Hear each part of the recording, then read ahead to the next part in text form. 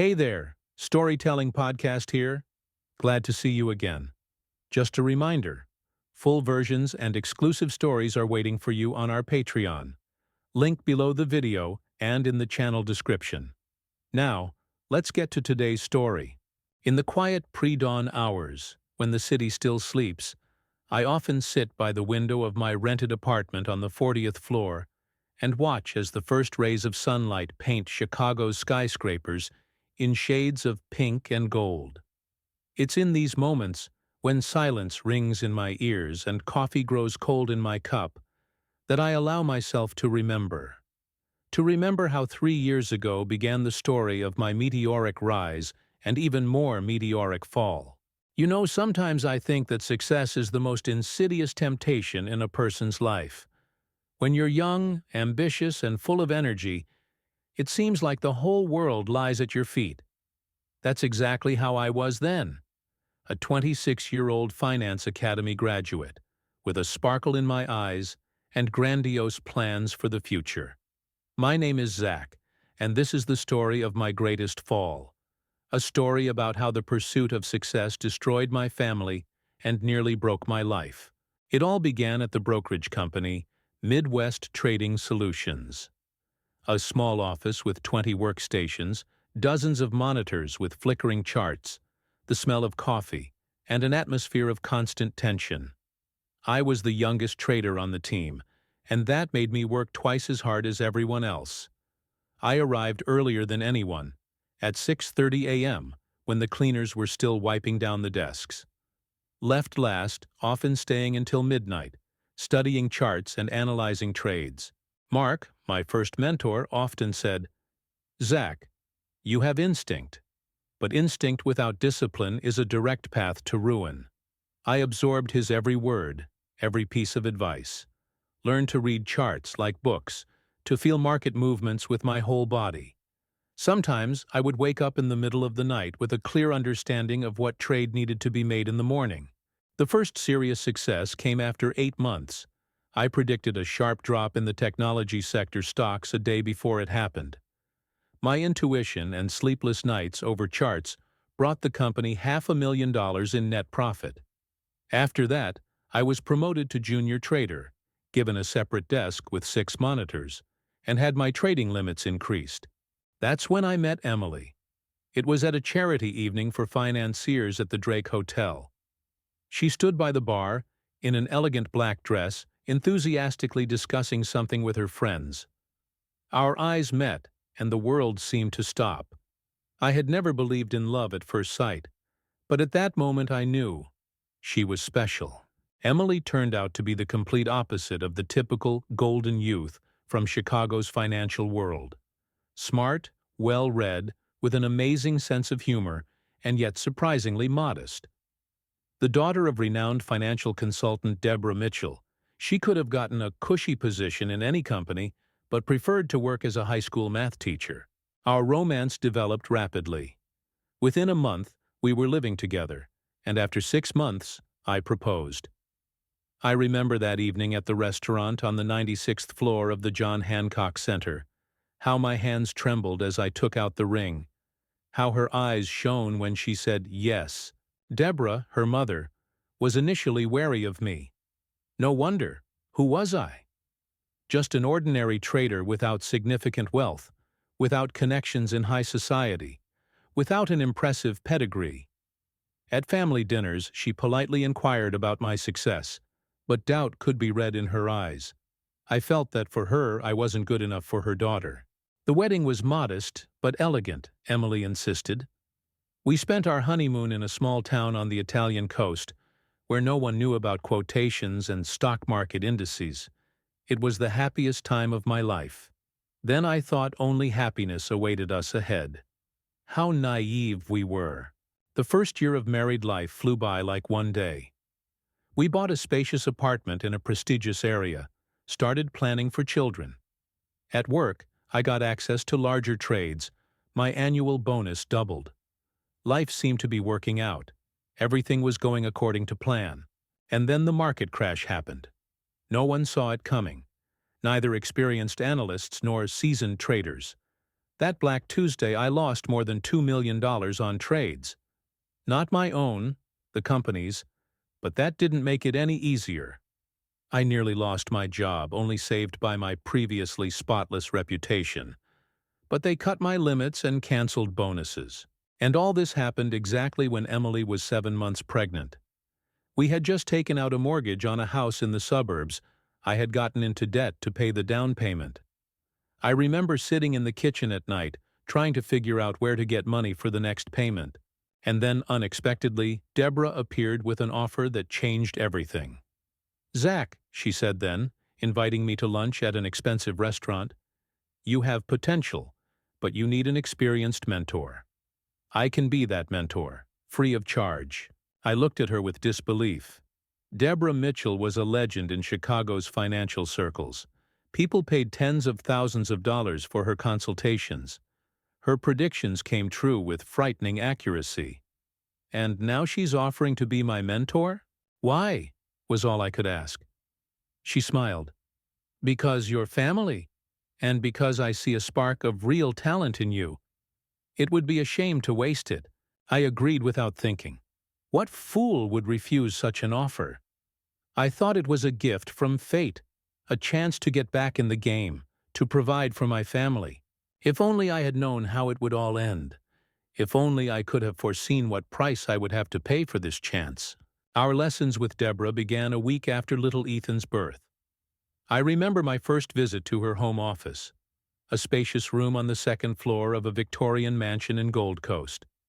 Massive oak desk, leather armchairs, walls paneled in dark wood. The perfect place for making serious decisions. The first rule of a successful trader. "No emotions," she said then, elegantly gesturing for me to take the chair opposite. She wore expensive perfume, a light, barely perceptible aroma with notes of sandalwood. The second rule, always have a plan. And the third, know when to break that plan when intuition demands it. I came 3 times a week, usually after 7 in the evening, when Emily was putting the baby to bed. Deborah proved to be an amazing teacher. She didn't just share knowledge, she opened up a completely new world of financial markets to me. The way she read charts was more like art than science. "Look, Zach," she would say, leaning over the monitor. "See this candlestick? It tells a whole story. Market fear, greed, uncertainty. It's all here." Her hair would sometimes brush my shoulder when she leaned closer to show something on the screen. In such moments, I found myself holding my breath. Gradually, our meetings became longer. We could talk until deep into the night, forgetting about time. After analyzing charts, we often switched to discussing other topics: art, politics, philosophy. Deborah turned out to be a brilliant conversationalist, with a sharp mind and unexpected sense of humor. Emily didn't object to our late sessions. "I'm so glad you finally found common ground," she would say, kissing me before bed. She was completely absorbed in caring for the baby and seemed not to notice how the atmosphere between me and her mother was changing. But changes were happening. Imperceptibly, subtly, but inexorably.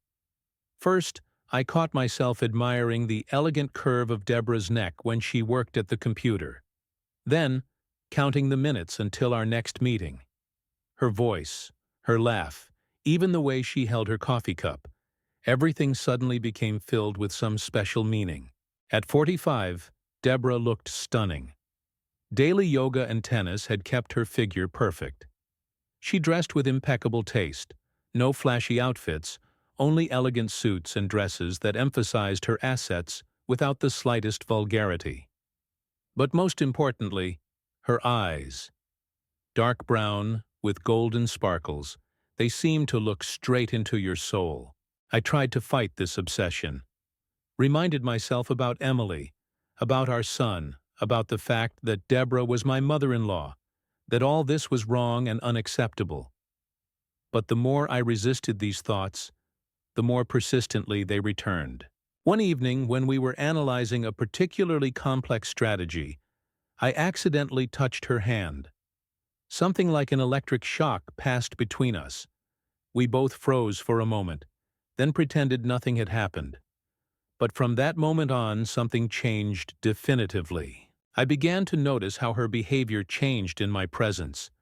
She started wearing more revealing outfits to our meetings. Her touches, seemingly accidental, became more frequent. When she leaned over the desk to show something in the charts, I could feel the warmth of her body, and it drove me crazy. We increasingly got distracted from work, talking about personal matters. She talked about her marriage, about how hard it was raising Emily alone after the divorce, about years of loneliness dedicated to her career. Her voice took on special notes when she spoke about unfulfilled dreams and missed opportunities. "You know, Zach," she said one day, thoughtfully looking out the window, "sometimes I think I built my life wrong. Always put success above personal happiness. And now—" She didn't finish the phrase, but her look said more than any words. Our conversations became increasingly personal, increasingly intimate. We seemed to be moving in a spiral, with each turn coming closer to something forbidden and inevitable. The air in the office seemed to thicken with unspoken desires and suppressed emotions. I started inventing reasons for additional meetings, consulted with her by phone, sent messages late at night, supposedly asking advice about trades. She always responded, and in her answers, ambiguous hints appeared more and more frequently. We both understood we were walking on the edge of an abyss, understood that what was happening between us was wrong and dangerous, but we couldn't stop anymore. Like moths flying to a flame, we continued our path toward inevitable catastrophe. And then came that fateful Friday. Friday, May 13th. This date is forever etched in my memory. The day began as usual. Morning trading, meetings, calls to clients.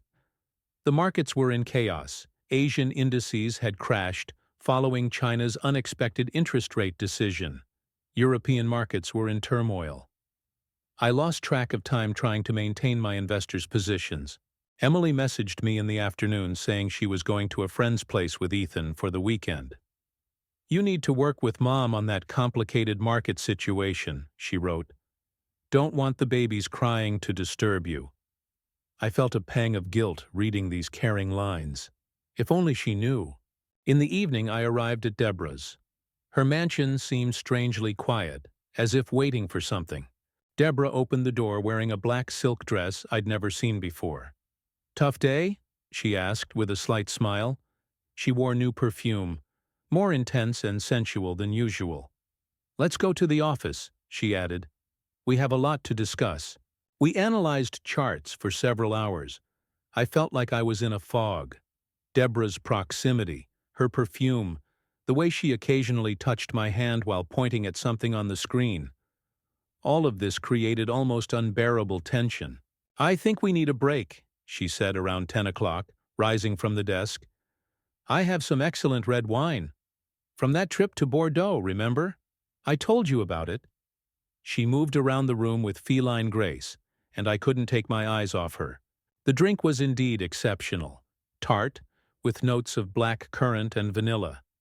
We sat in armchairs by the fireplace, talking about nothing in particular. The light was dimmed. Flames flickered in our wine glasses. I felt reality somehow blurring at the edges.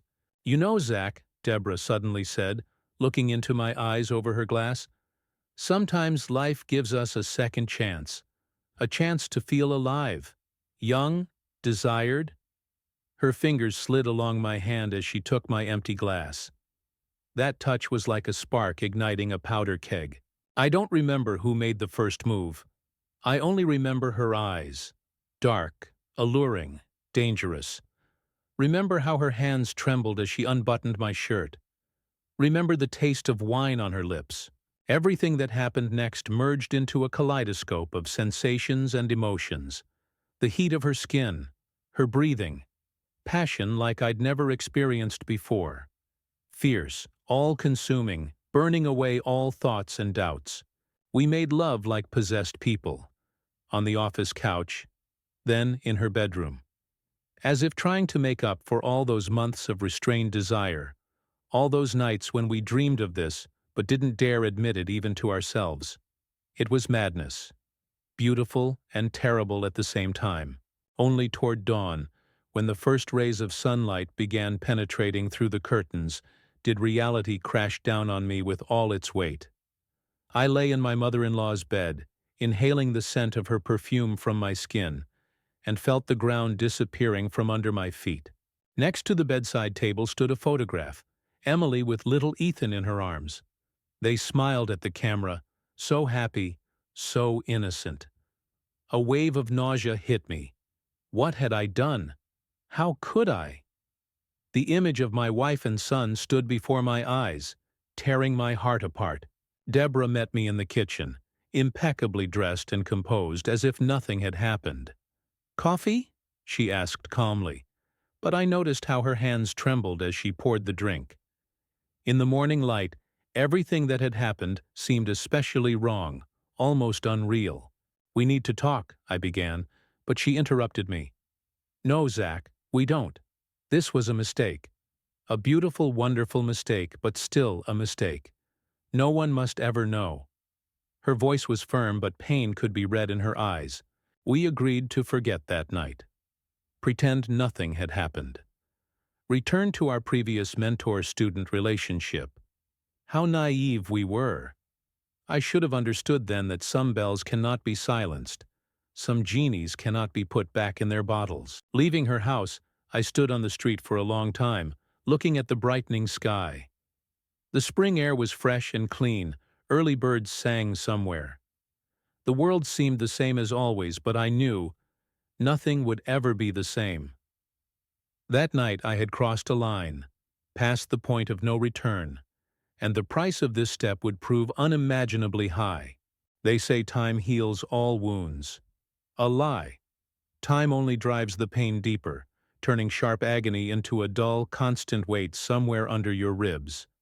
The weeks following that night became the most torturous period of my life. Every morning started the same way.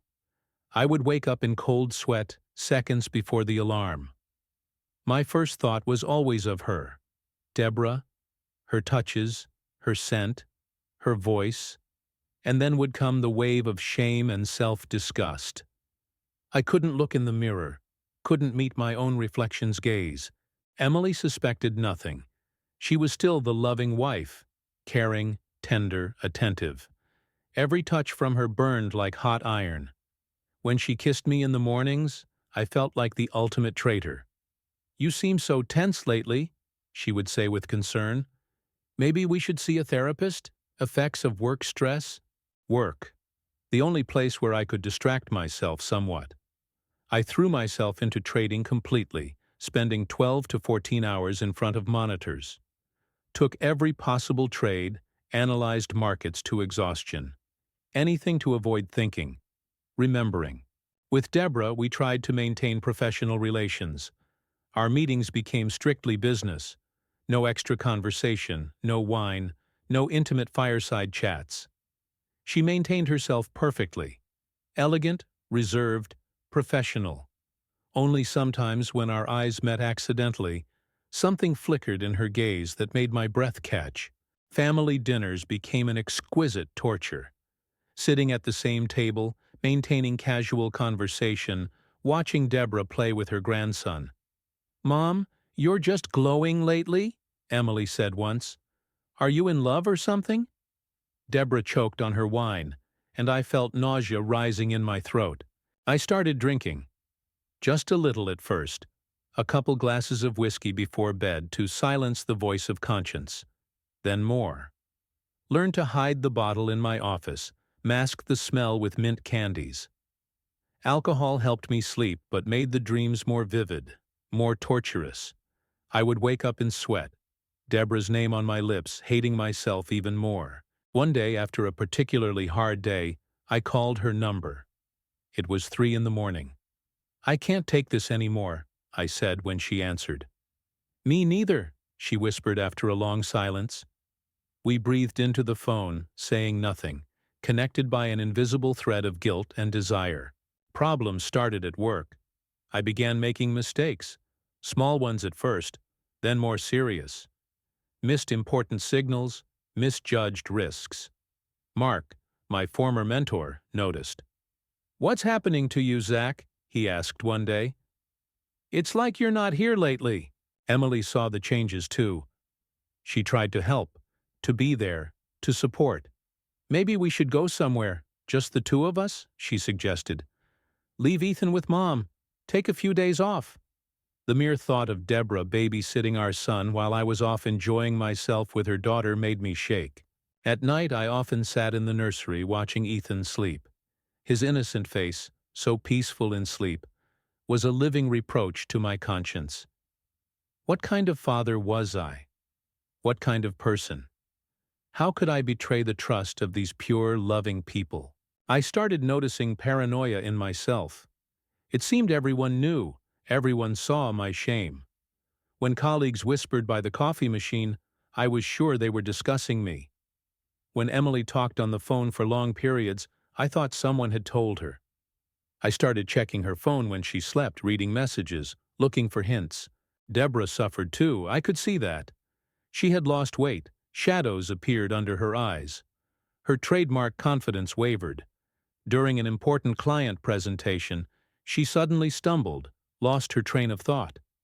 Such things had never happened before. One night I woke up from a nightmare. I dreamed that Emily discovered the truth. I saw the pain and disgust in her eyes, heard her scream, watched her grab Ethan and run away. Woke up in cold sweat, heart pounding. Emily slept beside me, trustingly pressed against me. I carefully got up and went to the bathroom, stood in front of the mirror for a long time, staring at my haggard reflection. What had I done with my life? How to fix this? Was it even possible to fix anything? One thought kept spinning in my head. I had to confess everything. Had to tell the truth, whatever happened afterward. But I couldn't. Couldn't destroy Emily's life. Couldn't deprive Ethan of his family. Couldn't ruin Deborah's reputation. The silence was eating me from inside, but the alternative seemed even more terrifying. And then happened what I feared most. One careless message, one small mistake, and the carefully constructed lie collapsed like a house of cards. Truth always finds its way out. Sometimes it bursts forth like a geyser, sweeping everything in its path. Sometimes it seeps slowly, poisoning everything around. And sometimes, and this is perhaps the cruelest variant, it reveals itself awkwardly, accidentally, at the most inappropriate moment. It happened on an ordinary Tuesday. Emily and I were having breakfast in the kitchen, Ethan playing in his corner. The TV was broadcasting morning news, something about stock market fluctuations. I was checking email on my phone, half listening to my wife talking about her plans for the day, the sound of an incoming message. I mechanically opened it, not looking at the sender, and froze. Deborah had sent it by mistake. The message was meant for her friend Susan. Can't stop thinking about that night. His touches still drive me crazy. I know this will destroy everything, but I've never felt so alive. Emily was just passing by, leaned down to kiss my cheek, and froze. I hadn't managed to close the message. A second stretched into eternity. I watched her pupils dilate, her expression change, understanding of what was happening slowly dawning in her features. Is this what I think it is?" Her voice was strangely calm, too calm. I remained silent. What could I say? How can you justify the unforgivable? And then hell broke loose. Emily's scream I remember as if through a fog. Remember how she threw plates, how she screamed that she hated us both, how Ethan started crying, frightened by this sudden explosion of fury, how neighbors knocked on the wall demanding quiet. My mother? My own mother! Her voice broke into a shriek. How could you? How dare you? She paced around the kitchen like a wounded animal, alternately grabbing her head, trying to hit me or just sobbing. I tried to explain something, calm her down, but each of my words only intensified her rage. Don't you dare touch me! She recoiled when I tried to take her hand. You disgust me. You both disgust me. She called Deborah right there in the kitchen, put it on speakerphone. "Mom, are you sleeping with my husband?" she asked with terrifying calmness. The silence on the line was more eloquent than any confession. "Emily, darling," Deborah began, but Emily cut off the call. The next few hours merged into some kind of crazy kaleidoscope. Emily was packing things, throwing them into a suitcase. Ethan was crying in his crib. I stood leaning against the wall, unable to move. Everything seemed unreal, like a bad dream. By evening, the news had spread throughout the family. The phone was exploding with calls. Emily's brother rushed across half the city and nearly tried to beat me up. The divorce was quick and messy. Emily hired the best lawyer in town. I didn't resist. She deserved everything she wanted. The house, car, most of the savings. I gave it all up. The only thing I fought for was the right to see my son. But the worst part wasn't the divorce, not the loss of property, not society's condemnation. The worst was seeing how the lives of everyone dear to me were falling apart. Emily, my beautiful, kind Emily, turned into a shadow of her former self. She lost weight, became gaunt. A frightening emptiness appeared in her eyes. Deborah lost everything. Her consulting business collapsed after the story leaked into financial circles. Clients didn't want to deal with someone whose personal life had become the subject of scandalous gossip. The reputation she had built for decades was destroyed in a matter of days. But worst of all was that we destroyed their relationship. Emily and Deborah had always been close. Not just mother and daughter, but best friends. Now a chasm lay between them that might never be bridged. My career didn't survive the scandal either. The news spread through Chicago's financial community like wildfire. Trader who sleeps with mother-in-law. Such headlines appeared on professional forums. Colleagues avoided eye contact. Clients, one by one, transferred their accounts to other brokers. After a month, the director called me in. "Zach," he said, looking somewhere past me, "you understand that we can't. In our business, reputation is everything." I understood. Silently packed my things and left, followed by whispers and glances. In one moment, I lost everything. Family, career, reputation, friends. People I had known for years stopped answering calls. Old acquaintances pretended not to recognize me when we met. Even the doorman at my former building looked at me with poorly concealed contempt. I tried to start over in another city, but the financial world is small. The story followed me like a bad smell. I had to take any work, often under aliases. A rented apartment in a questionable neighborhood, endless attempts to find my place in the new reality. But the worst thing is the inability to see my son. Emily forbade me from approaching Ethan. "You don't deserve him," she said at our last meeting, and I couldn't argue with her. How could I explain to a 3-year-old why Daddy doesn't live with them anymore? Why Grandma Deborah doesn't visit anymore? Every day I wake up thinking that somewhere out there my son is growing up not knowing his father. That one day he'll learn the truth. And what will he think of me then? What words could I use to explain to him what I can't explain to myself? They say every action has its price, but sometimes that price turns out to be so high that it can't be measured in money or material losses. It's measured in destroyed lives, lost trust, broken hearts. They say time heals any wounds. A year has passed since that terrible Tuesday when my life shattered to pieces. A year of trying to put myself back together from the fragments. A year of seeking redemption.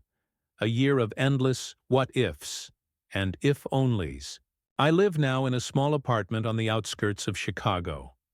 3rd floor of a shabby building. Creaky floorboards. View of the neighboring building's brick wall. Work as an analyst at a small investment firm under the name Jack Morrison, thanks to fake documents and old connections. The salary is modest, but enough for rent and monthly transfers for Ethan. Every morning I wake up at 5 and go to a nearby park, run until my legs give out. It's the only way to silence the endless stream of thoughts. Then an hour of meditation. Learned it in a support group. They say it helps deal with guilt. They lie, of course, but at least during meditation, I don't think about what I've lost. I saw Emily just once this year, in a supermarket by chance. She had lost weight, cut her hair short, looked free, peaceful. She didn't notice me and I didn't dare approach. What could I say? Sorry I destroyed your life? Sorry I betrayed your trust? All words seemed empty and meaningless. About Deborah, I only know from rare news that filters through mutual acquaintances. She sold the house in Gold Coast and moved to Florida. Opened a small consulting firm under her maiden name. They say she started writing a book about financial markets. I hope she found her path to redemption. I see Ethan once a month, by court order, under social worker supervision. 2 hours in a children's entertainment center, where music and children's laughter drown out all other sounds. He's growing so fast, already asking questions. Why don't I live with them? Why doesn't Grandma Deborah visit? I don't know what to answer. How do you explain concepts of betrayal and redemption to a 4-year-old? Every evening I sit at my old laptop and write letters. To Emily, to Ethan, even to Deborah. Letters that will never be sent. I pour into them all my pain, all regrets, all unfulfilled dreams. Then delete them. But the next evening it all starts again. I've thought a lot about what led to my downfall. Was it just lust? Thirst for excitement? Or something deeper? A desire to prove something to myself? A yearning for forbidden fruit? The eternal human weakness before temptation? The therapist says I must forgive myself. That without this, it's impossible to move forward. But how do you forgive yourself when the consequences of your actions continue to destroy others' lives? How do you find peace with yourself when you know your son is growing up without a father because of your weakness? Recently, I started volunteering at a support center for divorced fathers. Help them cope with loss, teach them to build new relationships with their children. Maybe by helping others, I can somewhat atone for my guilt. Maybe this is the beginning of the path to forgiveness. I don't go to bars anymore, don't meet women. Not because I'm afraid of new relationships, I just realized I need to learn to live at peace with myself first. Learn to look in the mirror without averting my gaze. Learn to fall asleep without alcohol and sleeping pills. Every Sunday I go to a small church nearby. Don't pray, don't believe I deserve forgiveness from above. Just sit on the last bench and listen to sermons about repentance and redemption. Sometimes cry, quietly, so no one notices. I'm not looking for justification for my actions. Don't ask for understanding or sympathy. I tell this story as a warning to others who might find themselves on the edge of such an abyss. Success, money, status, all this is nothing compared to the trust of loved ones. One moment of weakness can destroy what was built over years. Is redemption possible? I don't know. But I know I must try. For Ethan's sake, for my own sake, for the sake of all those I betrayed. Every day I wake up thinking I can become better than I was yesterday. That I can learn to live with the consequences of my actions without letting them define my future. And if you ever find yourself facing such a choice, remember my story. Remember that the price of a moment of passion can be unimaginably high. Remember that some wounds never heal, that some bridges, once burned, can never be rebuilt. But most importantly, remember that every decision we make, every choice we take, determines not only our fate, but also the fates of those who trust us. And there is no passion, no temptation, no allure worth that trust. And meanwhile, I continue my path to redemption. Step by step, day by day, not knowing if this path has an end, but knowing for certain that I must walk it. That's all for now. Hope you enjoyed this story. Don't forget to subscribe to the channel, hit like, and turn on notifications so you don't miss new episodes. And if you want more stories like this without limitations, check out our Patreon. Link below the video and in the channel description. See you next time.